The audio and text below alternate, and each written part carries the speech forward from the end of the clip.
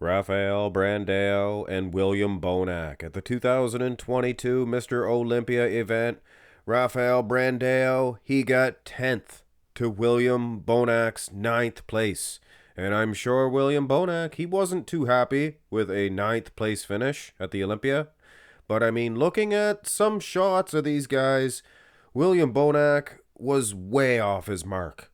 And a guy like Rafael Brandao, it was his Olympia debut, and I understand pecking order, things of that nature. Politics do exist in bodybuilding, but I mean, come on, guys. You can only go but so far. Rafael Brandao, I've never seen him look so good. He was full, he was conditioned, and he was maybe arguably the most aesthetically pleasing bodybuilder on that stage. And William Bonac, I mean, with all due respect, he was way off his mark. Let's run through these shots, and I'm going to give you my honest opinion on it. Because, I mean, looking at the placings, guys, I believe that Brandao was ripped off. He was robbed. A shot like this reflects that. Like I said, yes, there's going to be a pecking order. But this new generation is coming up. These new guys are getting better and better. And the old guys, they're not getting any better. Look at the midsections, guys. I mean, yeah, Bonac has some good arms. Look at those biceps, triceps, winning on that aspect. But that's about it. Separation in the wheels is also down a little bit for Bonac. Now, fortunately, we have the finals. Brandao's arms. Look at that. I think he got better.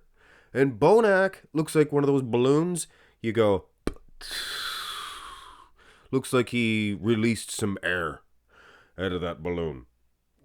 So yeah, I think Bonac, he's even worse, with all due respect. And I like Bonac, guys. This is not a pick on Bonac Day and Rafael Brandao fanboy video.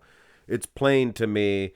I see that Brandao is the better man. In the first shot, let's go through the rest of the shots. Because on top of it not being a pick on Bonac Day, it also is not a front double bicep competition. There are other shots. And Bonac is winning on the X-frame, the thickness. He is one big, thick individual. But the visibility of those lats, I gotta say, coupled with that tiny midsection, I must say again, Rafael Brandao is top-notch. And here's the finals.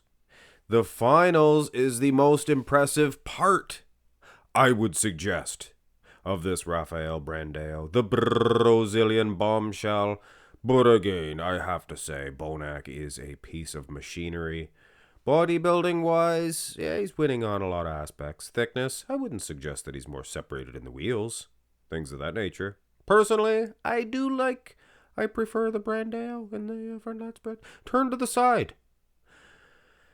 And it becomes a little bit of an argument here. It is a tank versus a Porsche. I mean, what do you want? What do you want? That Porsche, the lines, the perfect bulbous chest. Look at that Arnold Schwarzenegger chest of this Rafael Brandao. That was a weak Arnold impression. Arnold. And yeah, not the most aesthetically pleasing display for Bonac, but look at the wheels. Here's the finals. Thinner skin in the finals for Brandao. Not than Bonac, but thinner than he was, the day before. Bonac seems to be slightly smaller, I think, the next day. Could be more conditioned. You could toss a coin for the side chest. Here's the side tricep. And this is kind of the same thing, leaning more towards Rafael Brandao, to be honest with you. Diane, he has more muscle in the tricep, I would suggest. Bonac, he's kicking his calf back there. I usually do like it, but it just looks... I don't know. I think I'm off that.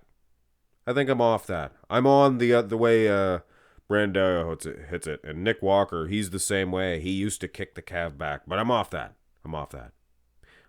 Let's go to the shot, or the back shots. Let's go to the back lat spread. Condition-wise, it's close. It is, guys. Bonac probably get an edge of course, he has more striations in the glutes. But look at the hamstrings. It's not a glute competition. It's not a glute show or a pick on Bonac day or a front double bicep competition. Look at the outer lats. Brandao has improved. Or, yeah, Rafael Brandao. Bonac, Brandao, Bonac. Got a little confused there for a spell. I think I'm all right, though. Almost out of the woods, guys. Bonac is a powerful, I gotta reiterate, a big, powerful tank. Go to the rear double. Go to the rear double. With lack of a finals for that rear lat spread.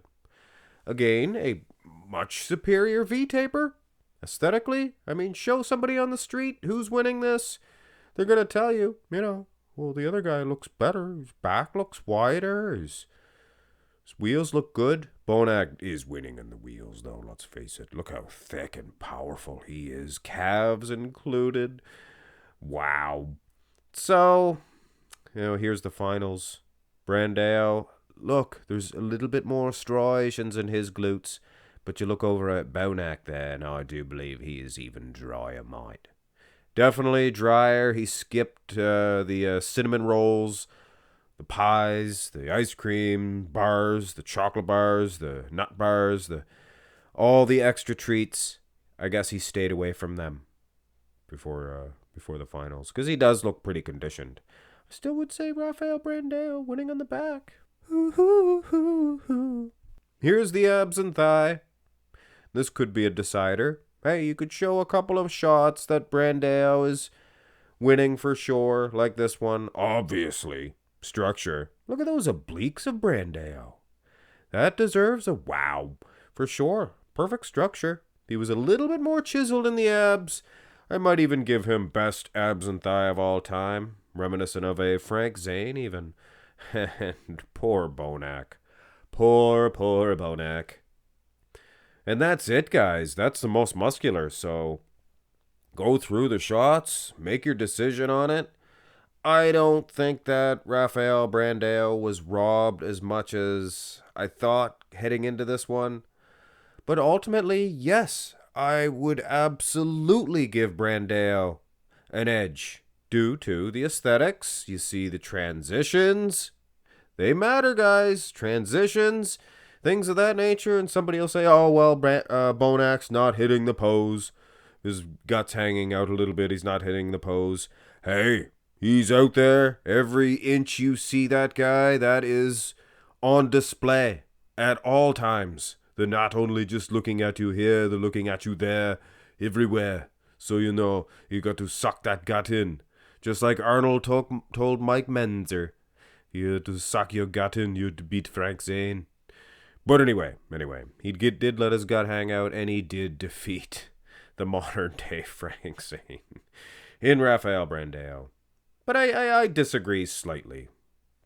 Somewhat strongly disagree. Slightly strongly.